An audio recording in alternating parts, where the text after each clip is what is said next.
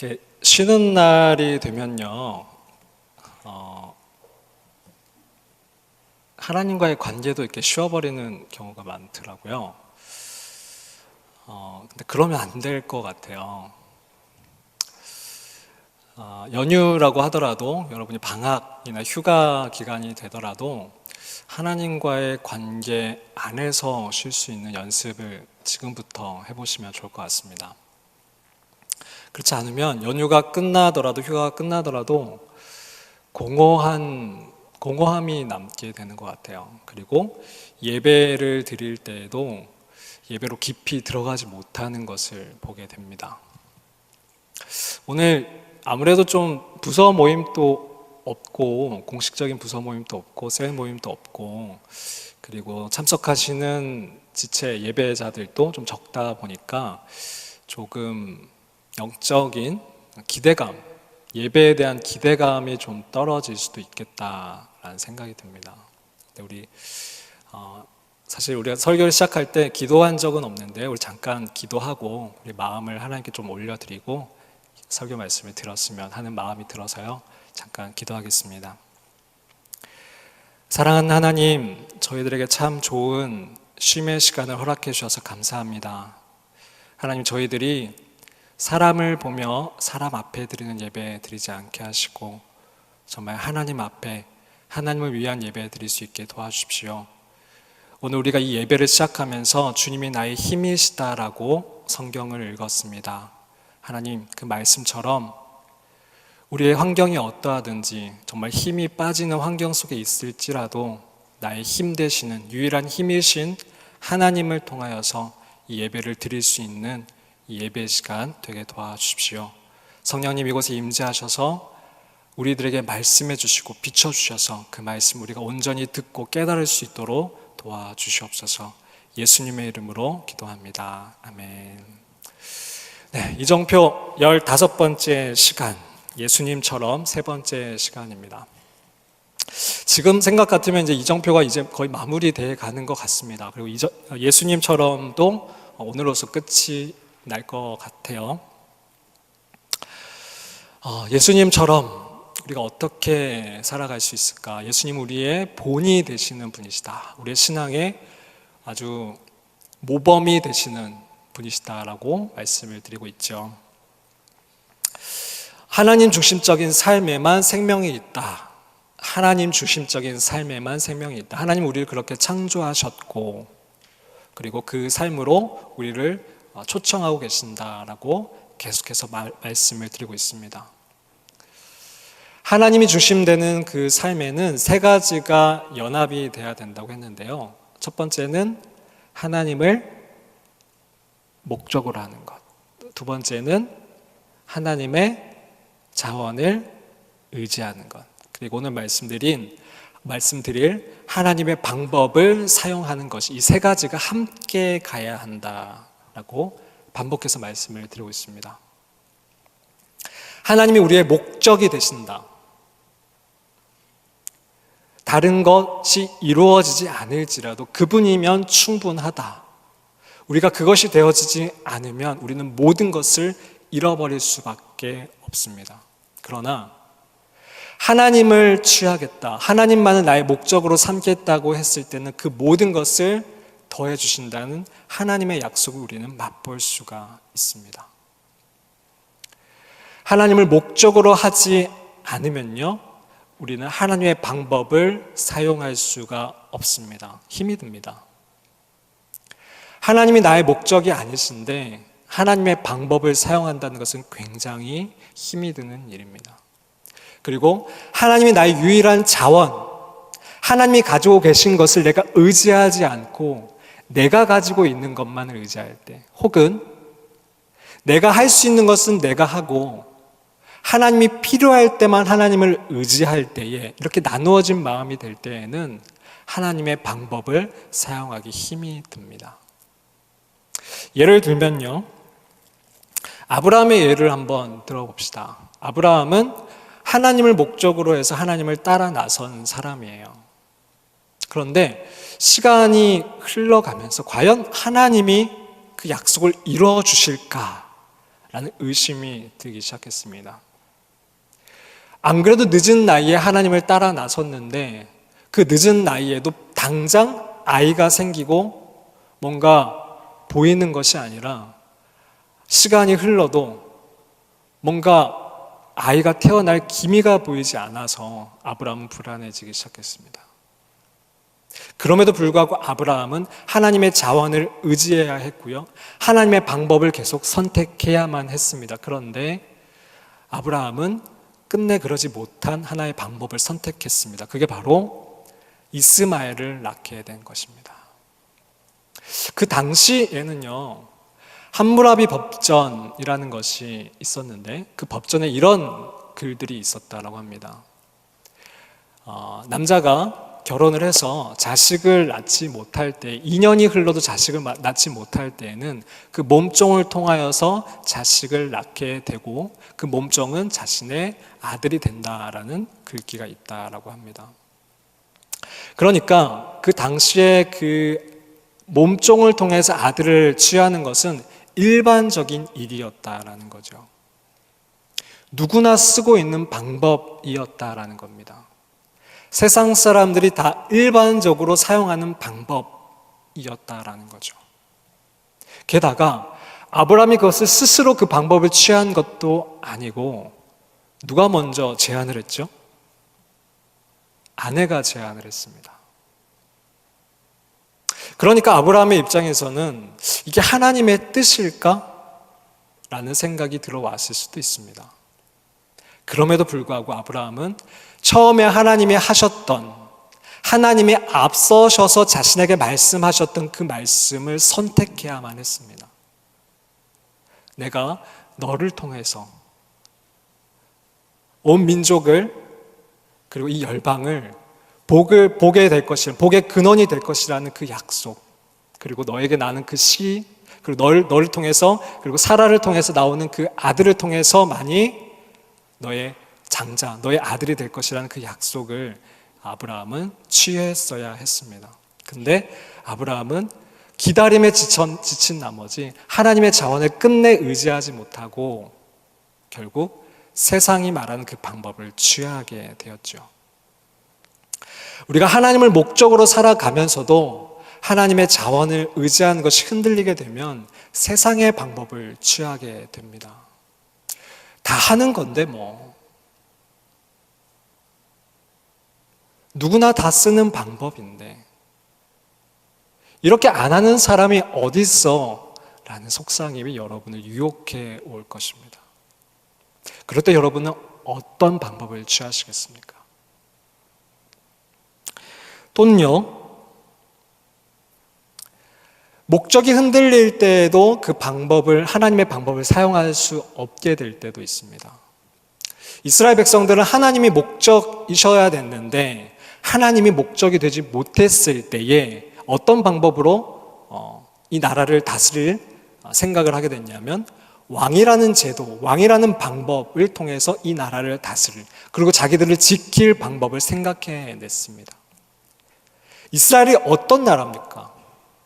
하나님이 주인 되시고 하나님이 왕이 되시는 그 나라인데요, 그것을 포기해버리고 실제로 사람을 왕으로 세워서 그 왕을 통해서 이 나라를 통치한, 세상 모든 나라에서 쓰고 있는 그 방법을 그 이스라엘에서도 쓰겠다라고 하나님께 요청을 했던 것입니다.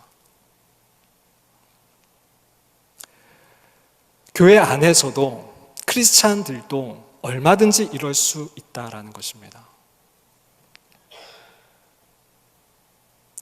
하나님을 목적으로 살아가겠다라는 우리도 하나님의 자원을 의지하지 못할 때에, 하나님이 우리를 기다리게 하실 때에 그 기다림에 지친 나머지, 또 불안한 나머지 하나님의 방법이 아닌, 하나님이 앞서신 그 말씀이 아닌 우리의 방법을 따라서, 세상이 말하는 그 방법을 따라서 얼마든지 살아갈 수 있다라는 겁니다. 그런데 문제는 거기에는 생명이 있을 수 없다라는 것입니다.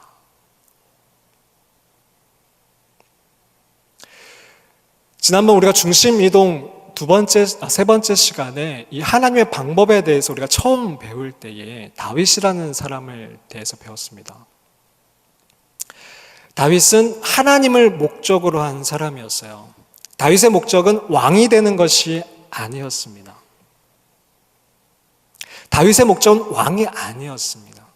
그래서 다윗은 시편 27편 4절에 나의 한 가지 소원이 있다면 하나님의 아름다우심을 노래하고 그분의 아름다운 성전에서 내가 머무는 것입니다 라고 고백을 하죠. 다윗의 목적은 오직 하나님이셨습니다. 그리고 다윗은 하나님의 자원을 의지했습니다. 근데 단숨에 이것이 이루어진 것은 아니었습니다. 여러 훈련의 과정을 통해서 이 하나님 중심적인 삶으로 다윗도 전환을 해왔던 거죠. 그런데 이 다윗이 얼만큼 하나님의 방법을 사용했던 것을 볼 수 있었던 장면이 있었는데 그것이 바로 사울 왕이 자신을 죽이겠다고 쫓아올 때에 다윗이 300~400명 되는 자기의 부하들과 함께 도망을 다니다가 동굴에 숨었는데 그 동굴로 사울 왕이 용변을 보겠다라고 들어왔을 때의 그 사건입니다.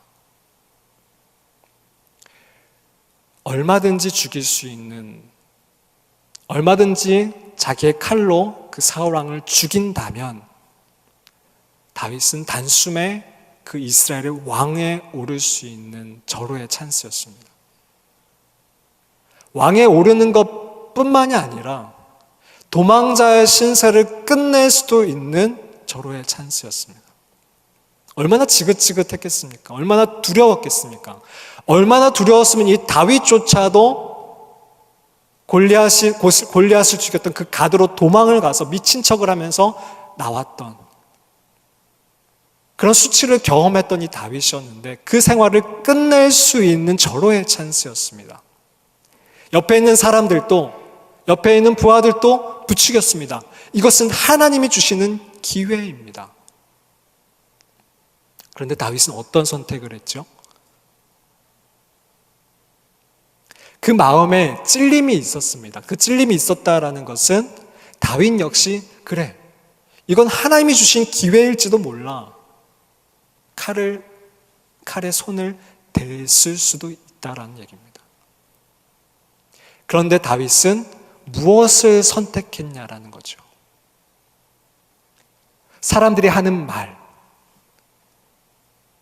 얼마든지 세상에 쓸 수 있는 그 방법, 세상에서 쓰고 있는 그 방법을 선택한 것이 아니라 마음속에 하나님이 기름 부으신 자는 사람이 손을 댈 수 없다라는 그 마음을 가지고 그 하나님의 방법을 선택을 했던 것입니다.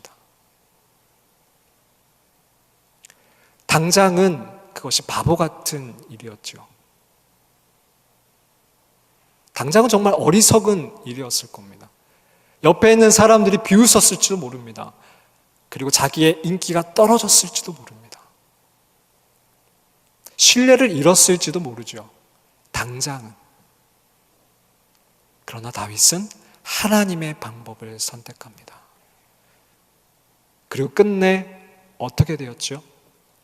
그 시간이 걸렸지만, 기다림의 시간은 더 걸렸지만 끝내 이스라엘의 모든 지파가 다윗 앞에 나와 절을 하며 우리의 왕이 되어 달라고 요청을 하게 됩니다. 이것이 하나님의 방법이다. 어떤 방법이든지 그 목적을 이루면 돼. 괜찮아. 어떻게든 그 목적을 이뤄서 하나님께 영광 돌리면 되잖아. 야, 너 돈 많이 벌어서 하나님께 헌금 많이 하면 되잖아. 교회 하나 지으면 되잖아. 높은 사람 돼서 부하 직원들에게 예수 믿으세요. TV 나가서 하나님께 영광입니다 하면 얼마나 많은 사람들이 너에게 영향을 받겠니?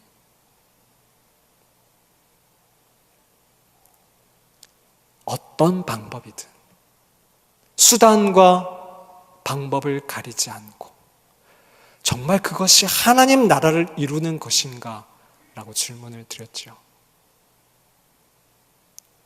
그러나 결론은 하나님 나라는 그렇게 해서 이루어지는 것이 아니다 라고 말씀을 드렸습니다. 차라리 그것을 이루지 못할지언정 안 하는 것이 맞다라고 말씀을 드렸습니다. 정말 이 나라의 높은 자리에 크리스찬들이 없어서 많은 것을 이룬 사람들 중에 크리스찬이 없어서 정말 하나님 나라가 이루어지지 않는 것일까? 하나님의 이름이 땅에 떨어지는 것일까?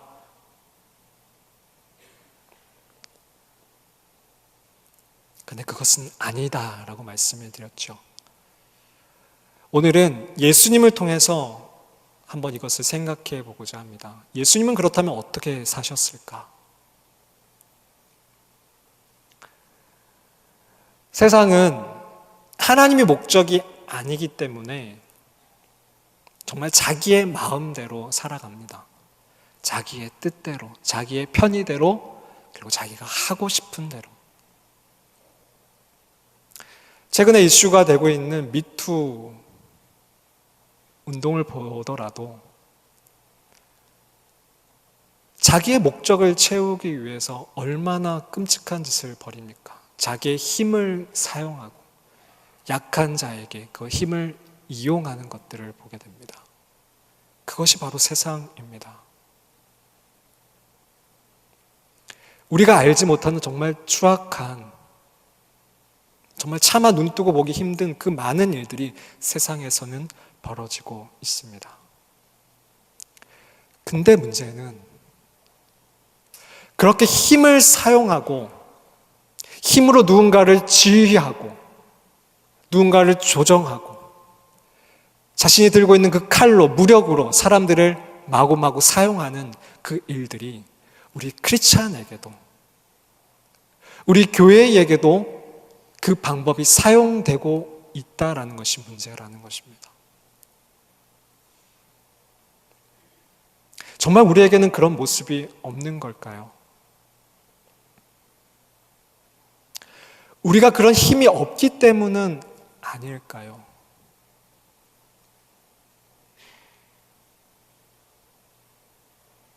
남자분들은 군대에서 어떻게 생활을 하셨나요? 조용조용 얘기하면 말을 잘 듣던가요? 근데 어떻게 하면 말을 듣죠? 욕을 하면 말을 듣습니다.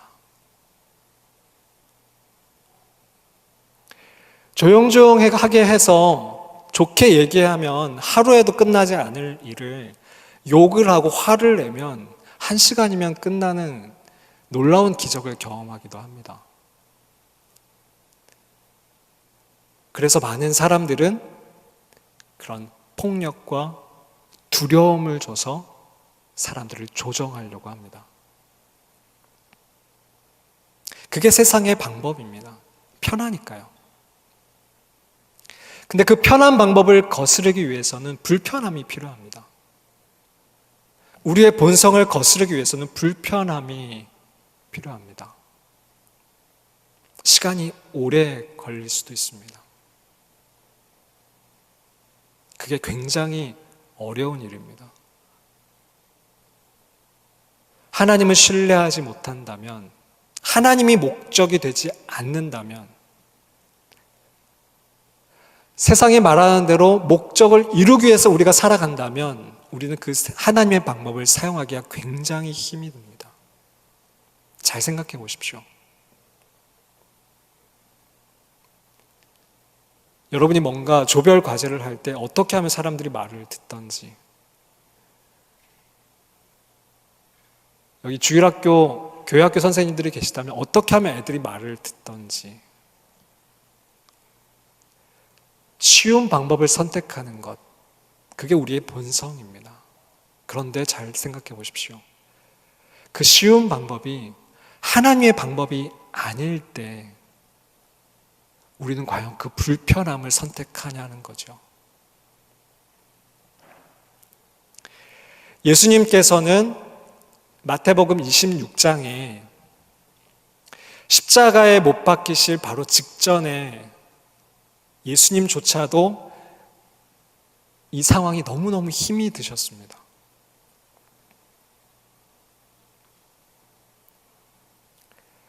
마태복음 26장 37절 38절 말씀에 예수님이 이런 말씀을 하세요. 베드로와 세베대의 두 아들을 데리고 가실새 고민하고 슬퍼하사 이에 말씀하시되 내 마음이 매우 고민하여 죽게 되었으니 너희는 여기 머물러 나와 함께 깨어 있으라 하시고, 예수님의 마음이 어떠시다고요? 매우 고민하고 죽게 되었다. 죽을 만큼 힘이 드시다라는 거예요. 예수님이 힘이 안 드셨을 것 같은데 십자가에 당연히 순종하시면서 딱 달리셨을 것만 같은데 그렇지 않으셨다라는 거예요. 예수님도 정말 치열한 순종을 하셨다라는 거예요. 그 예수님이 그렇게 힘드셨을 때에 예수님께서 하신 것은 뭐였냐면 바로 기도였습니다.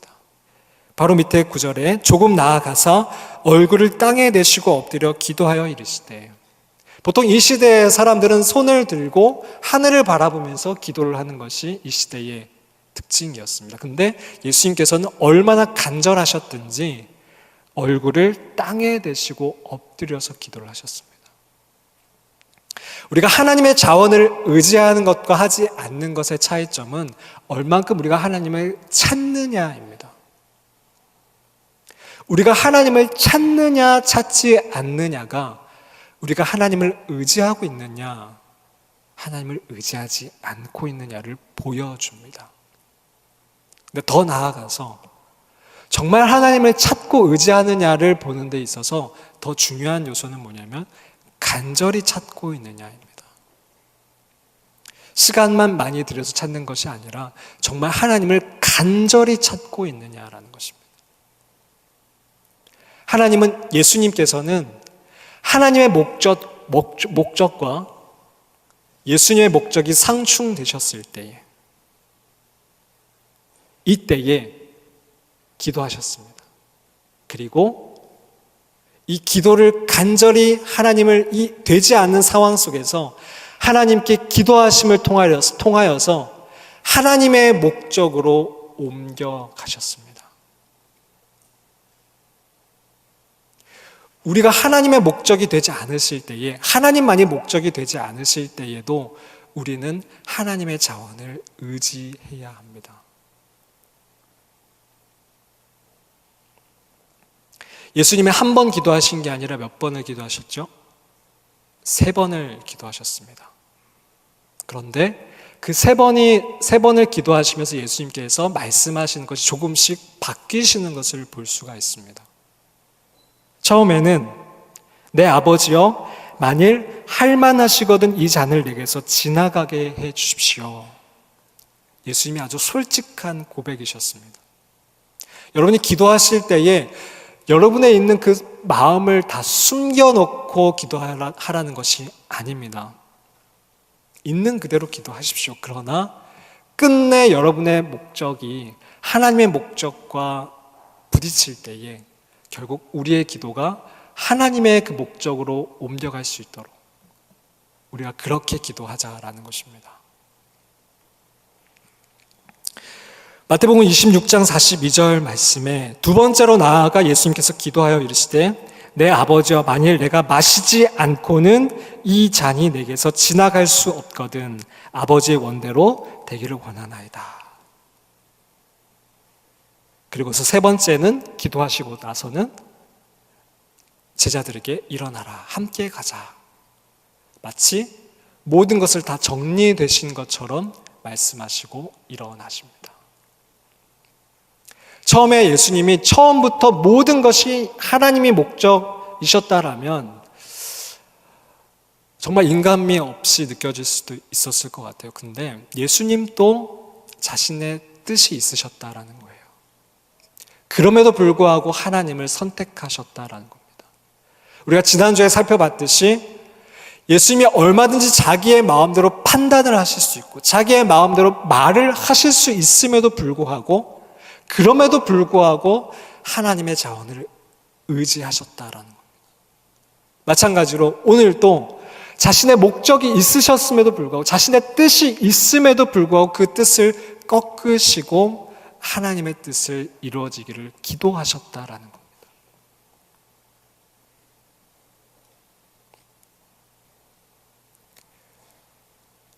목적이 있으셨지만 그리고 자기가 얼마든지 하실 수 있으시지만 하나님을 의지하셨던 예수님께서는 그리고 그 다음 어떤 방법을 쓰시는지를 오늘 보려고 합니다. 마태복음 26장 47절 말씀을 같이 한번 읽어주십시오. 시작.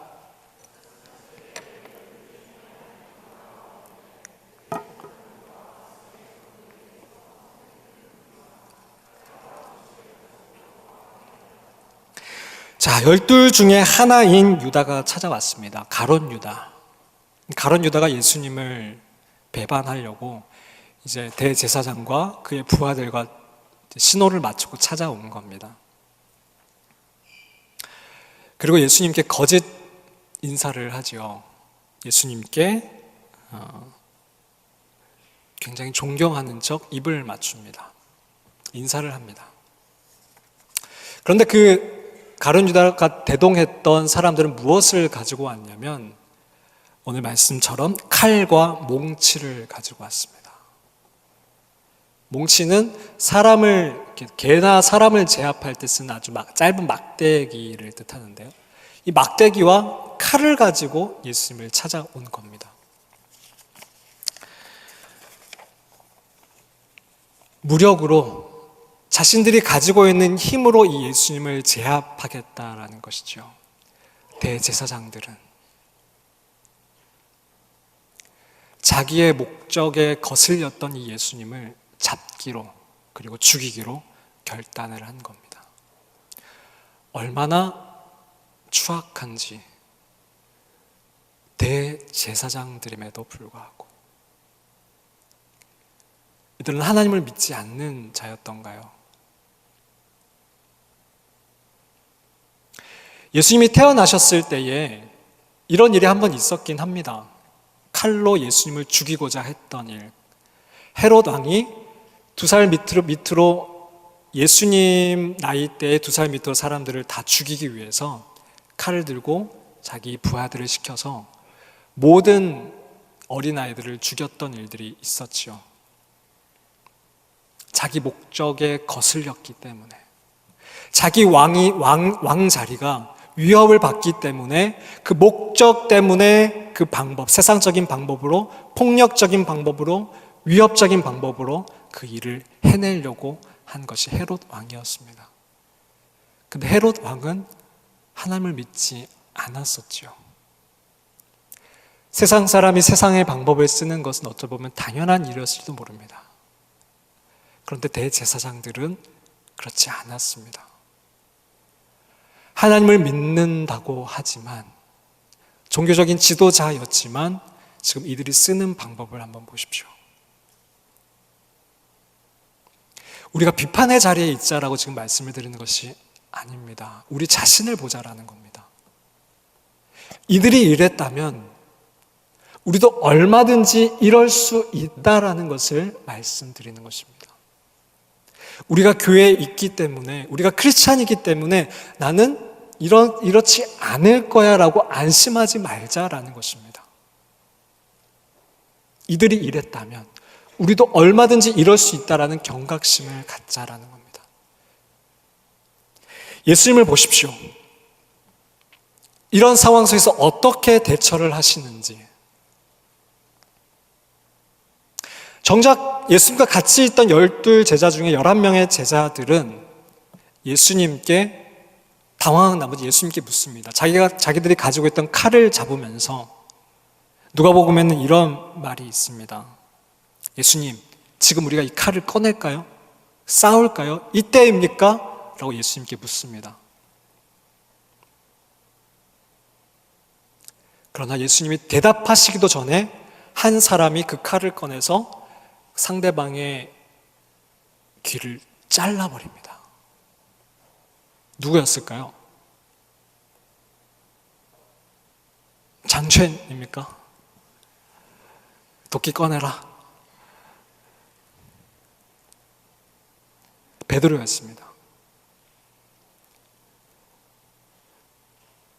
예수님이 십자가에 못 박히신 내가 죽기까지 따라가겠다라고, 저는 절대 배반하지 않겠다라고 했던 그 베드로가 칼을 꺼내서 귀를 자릅니다. 예수님은 속으로 그래, 잘한다, 내 제자답네 라고 하셨을까요? 아니죠. 예수님께서는 그 베드로를 꾸짖으시면서 이런 말씀을 하십니다. 마태복음 26장 52절 53절 말씀입니다. 같이 한번 읽겠습니다. 시작. 이에 예수께서 이르시되 내 칼을 도로 칼집에 꽂으라. 칼을 가지는 자는 다 칼로 망하느니라. 너는 내가 내 아버지께 구하여 지금 12군단 더 되는 천사를 보내시게 할 수 없는 줄로 아느냐. 칼을 가지는 자는 다 칼로 망한다. 세상의 방법으로, 힘으로 무언가를 자기의 목적을 이루고자 하는 자들은 결국 그 칼로, 자신들의 그 칼로, 그 힘으로 망하게 된다라는 말씀을 하시면서 예수님은 그 귀를 다시 붙여주시면서 낫게 하십니다. 그러면서 예수님께서는 베드로에게 이런 말씀을 하시는데요. 내가 얘네들과 지금 싸움을 할 수 없어서 얘네들과 못 싸우는 줄 아니? 얘네들이 지금 칼과 몽치를 가지고 나를 제압하러 왔는데 내가 지금 그런 힘이 없어서 얘네들과 싸우지 않는 줄 아니? 라고 물으십니다. 얼마든지 자기의 목적을 하나님께 얘기하실 수 있으셨지만 그러지 않으셨던 예수님, 자기의 자원대로 살아가실 수 있는 분임에도 불구하고 그렇게 하지 않으셨던 예수님께서는 이 방법조차도 얼마든지 자기의 방법대로 12군단 되는 천사를 불러서 얼마든지 이들을 쓸어버릴 수 있음에도 불구하고 그 방법을 사용하지 않으신다라고 말씀을 하고 있습니다. 이 12군단이나 되는 천사는 한 군단에 6,000명이 된다고 해요. 그러면 12군단이면 몇 명입니까? 72,000명이죠. 근데 재밌는 것은 열왕기 하에 19장 35절에 이런 사건이 있거든요. 천사 한 명이 18만 5천 명을 쓸어버리는 사건이 있었습니다. 천사 한 명이 18만 5천 명의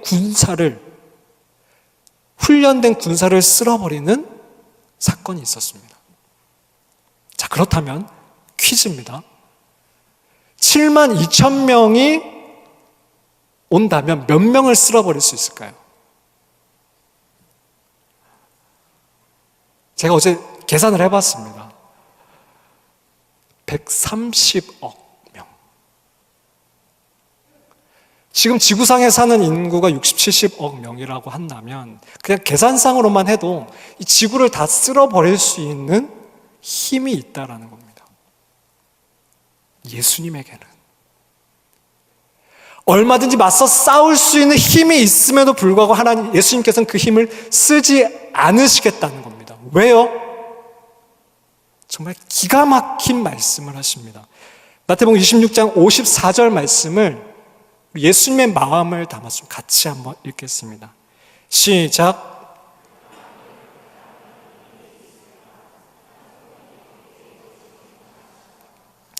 예수님의 목적은 하나님이셨습니다. 때문에 하나님의 말씀이 이루어지는 것이 예수님의 뜻이었습니다.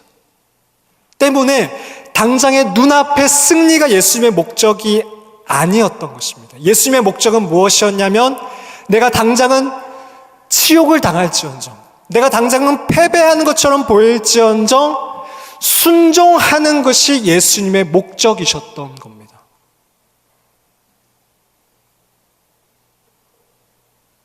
다시 한번 반복하겠습니다. 예수님은 당장의 승리보다 순종이 먼저였습니다. 하나님의 뜻이 이루어지는 것이 먼저였습니다. 얼마든지 하실 수 있음에도 불구하고 그래서 그 방법을 사용하지 않으셨던 겁니다.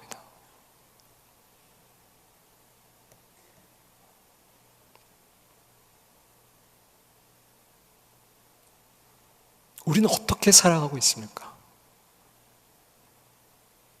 정말 우리가 손가락질하는 그들처럼 우리가 힘을 가진다면, 우리가 칼을 쥔다면 우리는 어떤 방법을 사용하면 이 세상을 크리스천의 이름으로 살아갈 것인가 고민해 보신 적 있으신가요?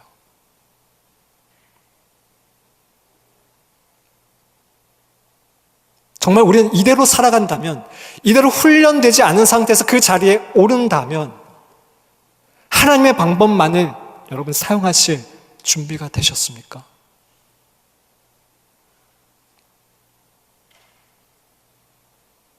그 불편함을 지금부터 연습하고 계시냐는 겁니다.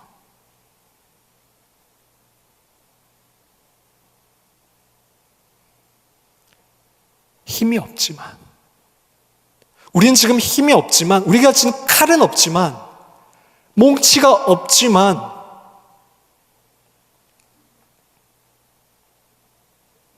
우리가 할 수 있는 불편함을 감수하고 하나님의 방법을 선택해 가고 있냐는 겁니다. 우리가 지금부터 그 불편함을 감수하지 않으면 우리는 힘을 줄 때에, 그 칼을 줄 때에 어떤 크리스찬이 될지 모른다라는 것이죠. 이 대제사장들은 처음부터 이랬을까요? 자기의 목적을 위해서 예수님이 예수님인지도 모르고 예수님을 십자가에 못 박 그런 일을, 자기들이 그런 일을 저지르고 있다고 생각이나 했을까요? 하나님의 말씀을 외우면서 율법을 지키면서 정말 상상이나 했을까요? 아닐 겁니다.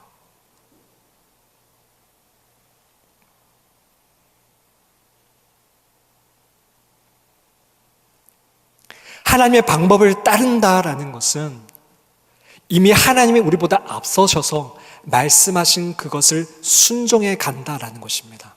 그것이 성령님께서 우리보다 앞서셔서 우리를 인도하심을 따라가는 것이라든지, 아니면 하나님이 이미 말씀하셔서, 성령이 이미 말씀을 하셔서 우리가 그것을 순종해 나간다라는 건지, 어떤 것이든지 간에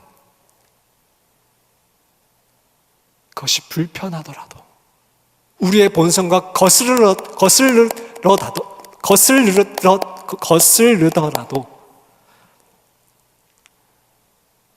그렇게 우리가 살아간다는 것이 하나님의 방법대로 살아간다라는 것입니다. 여러분 준비가 되셨습니까?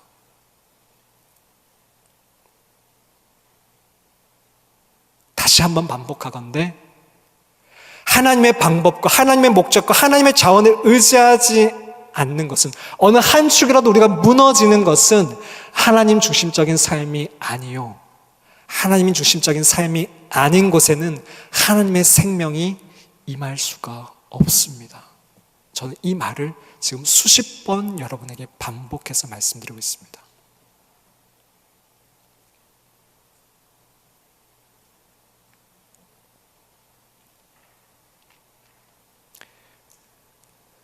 예수님이 이런 결정을 하셨던 건 이번만이 아니죠. 예수님은 산상수훈만 보셔도 예수님이 어떤 말씀을 하셨는지 여러분 잘 아실 거예요. 뺨을 맞으면 이쪽 뺨을 들이내밀라, 오리를 가자 하면 십리를 가라. 이게 예수님의 말씀이셨습니다. 근데 한 번은 제자들과 함께 사마리아 성을 들어가기 전에 제자들을 먼저 보내셨습니다. 근데 그 사마리아에서 이 제자들이 들어오는 것을 막았습니다. 예수님을 거부했습니다. 그러자 예수님의 제자 2명인 야고보와 요한이 예수님께 이렇게 요청을 합니다. 예수님, 얘네들 안 되겠습니다. 불을 내려서 얘네들 좀 멸해 주십시오. 예수님은 제자들을 꾸짖으십니다. 그렇게 해서 하나님 나라가 이루어지는 게 아니기 때문입니다. 힘으로, 칼로 하나님 나라가 이루어지는 것이 아니기 때문에 그렇습니다. 세상은 힘과 칼로 자기의 목적을 이뤄가려고 할지라도 우리는 어떻게 살아가야 하겠냐라는 것입니다. 우리는 어떤 방법을 선택해야 하겠냐는 것입니다. 청년의 때에 그것을 연습하지 않으면 우리 역시 똑같을 수밖에 없습니다.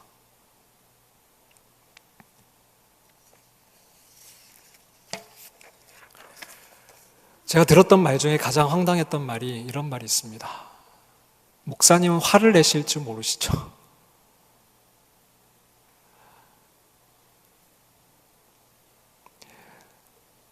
제가 얼만큼 화를 잘 낸 줄 모르시죠? 제가 어떤 사람이었는지 여러분 잘 모르시죠? 저는 중고등학교 때 눈만 마주치면 싸울 것처럼 부산의 한 고등학교의 한 남학생이었습니다. 예수님을 인격적으로 만나기 전에는 제 의가 살아남아서 담배 피는 사람들이 그렇게 싫더라고요. 그래서 담배 피는 사람들마다 찾아가서 담배 끄라고 얘기했던 사람입니다. 저는 그게 제 의라고 생각했습니다. 근데 그렇게 해서 하나님 나라가 이루어지는 게 아니더라고요. 제가 중고등학생들을 가르칠 때에 출근 날도 아닌데 걔네 학교 앞에 찾아가서 떡볶이 사줄게, 팥빙수 사줄게, 빵 사줄게, 나와서 약속까지 잡아놓고 그 학교 앞에 갔는데 약속 시간이 지나서 문자가 하나 오면 전도사님 죄송해요, 다음에 만나요. 그러면 정말 불을 내려달라고 말이 절로 나오게 됩니다. 화가 여기까지 올라와요. 내가 뭐 한다고 여기까지 왔지? 다음 주에 만나면 그 화를 쏟아내고 싶은 마음이 듭니다. 그게 인간이에요. 화를 낼 수 없어서 안 내는 게 아니에요. 대학생들을 가르칠 때는 안 그랬는 줄 아십니까? 화가 안 올라오는 줄 아십니까? 주여.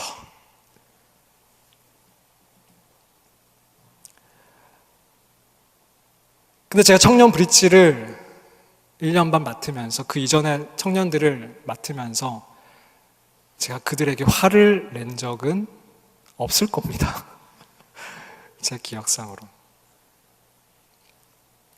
설교 시간에 화를 내는 것처럼 보일지 몰라도 이거 화가 아니라 안타까움에 하는 거고요. 1대1로 만나서 화를 낸 적은 없습니다. 왜냐하면 그렇게 해서 하나님 나라가 이루어지는 게 아니더라고요. 복음은 그렇게 해서 전해지는 게 아니더라고요. 여러분 어떤 방법을 취하고 계십니까? 그리고 어떤 방법을 선택하며 살아갈 계획이신가요? 하나님의 방법을 사용한다라는 것은 하나님이 앞서서 말씀하시는 것에 대해서 기꺼이 순종한다라는 것입니다. 그것이 성령님에 의한 감동이나 혹은 성경을 통해 비춰주시는 말씀이든지 혹은 이미 계시하신 하나님의 성품인 사랑과 정직 그리고 공의를 따른 것이든지 하나님이 앞서신 것을 그리고 하나님이 앞서실 때까지 기다리며 그분의 뜻을 따르겠다는 것이 바로 하나님의 방법대로 산다라는 것입니다. 그러나 사탄은 우리에게 교묘하게 유혹해 올 것입니다. 눈앞의 승리, 그 눈앞의 승리의 달콤한 향기를 맡게 하며 눈 한 번만 감자라고 속삭일 것입니다. 그래도 여러분이 넘어지지 않으면 그것은 하나님 나라를 위한 것이다 라고 속여올 것입니다. 예수님에게 절을 하면 이 세상을 주겠노라고 유혹한 그 사탄은 우리에게도 동일하게 유혹해 올 것입니다. 이러면 어떻고 저러면 어떠냐?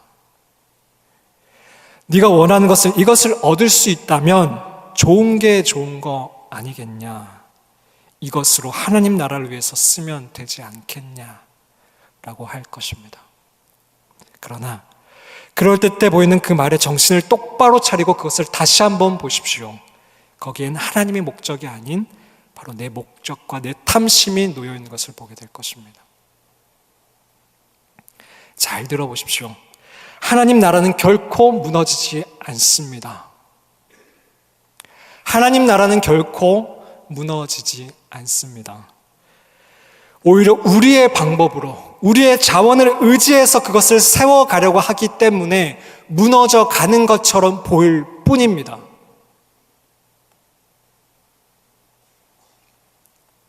천천히 가는 것처럼 보여도 그 나라는 전능하신 하나님과 함께 하나님의 방법대로, 하나님의 식대로 살아가는 자들과 하나님은 더불어 세워가실 것입니다. 먼저 그의 나라와 그의 뜻을 구하는 자들과 함께 간절히 기도하며 예수님처럼 세상을 중보하며 하나님의 자원을 의지하는 자들과 함께, 그리고 하나님의 말씀과 예수님의 성품과 성령님의 인도하심을 따라 움직이는 자들에 의하여 하나님은 세워가실 것입니다.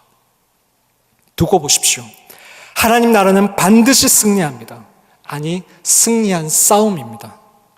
저는 여러분에게 복음을 구걸하는 손을 내밀고 있는 것이 아닙니다.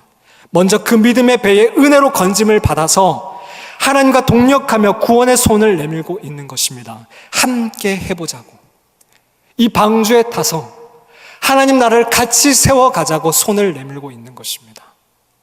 구걸의 손이 아니라 구원의 손입니다. 다시 한번 반복합니다. 우리는 하나님의 방법과 길이 아니라면, 그것이 아무리 사람들이 다수가 좋아하고 따르고 추구하는 방법이라 할지라도, 아무리 설득력 있고 다수가 동의하는 것이라 할지라도 놓을 수 있는 용기가 필요합니다. 그것은 청년의 때부터 연습되어져야 합니다. 아까워도 깨트리고 돌아서십시오. 만약 우리가 하나님의 방법과 식대로 사는 것을 선택했을 때에 지금 내가 가진 것을 잃을까 봐 두려워서 그렇게 하지 못한다라면 우리는 그분을 믿지 못하고 있는 것일지도 모르겠습니다. 그분이 목적도 아니고 그분을 의지하고 있는 것도 아닐 수 있습니다. 당장의 눈앞의 승리보다 하나님의 말씀의 순종을 선택하십시다. 승리보다 중요한 것은 순종입니다. 하나님의 방법을 선택합시다. 선택에 앞서 너무 두렵다면, 예수님처럼 두려움이 몰려온다면 엎드려 기도하십시다. 그리고 목적을 다시 바로 세웁시다. 겟세마네 동산에서 기도함으로 자신의 목적을 내려놓으시고 하나님의 방법대로 살 수 있는 힘과 용기를 얻으신 예수님처럼 살아가 봅시다. 오늘의 이정표였습니다. 기도하겠습니다. 하나님, 이 땅에서의 삶은 너무도 부당해 보일 때가 있습니다.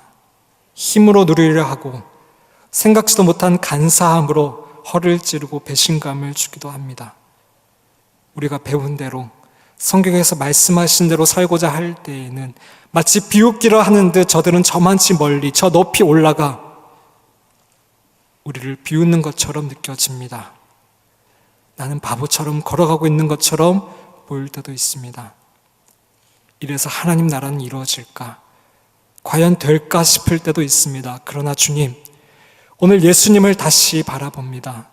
굴복하지 않게 해주십시오. 끊임없이 인류를 속여온 그 속삭임에 속아 넘어가지 않게 해주십시오. 이 유혹을 이길 힘은 저에게 없으나 예수님처럼 간절히 하나님께 기도하고 의지할 수 있게 하셔서 하나님의 자원으로 그 유혹을 이겨낼 수 있도록 도와주시옵소서. 우리의 본이 되시는 예수님의 이름으로 기도합니다. 아멘.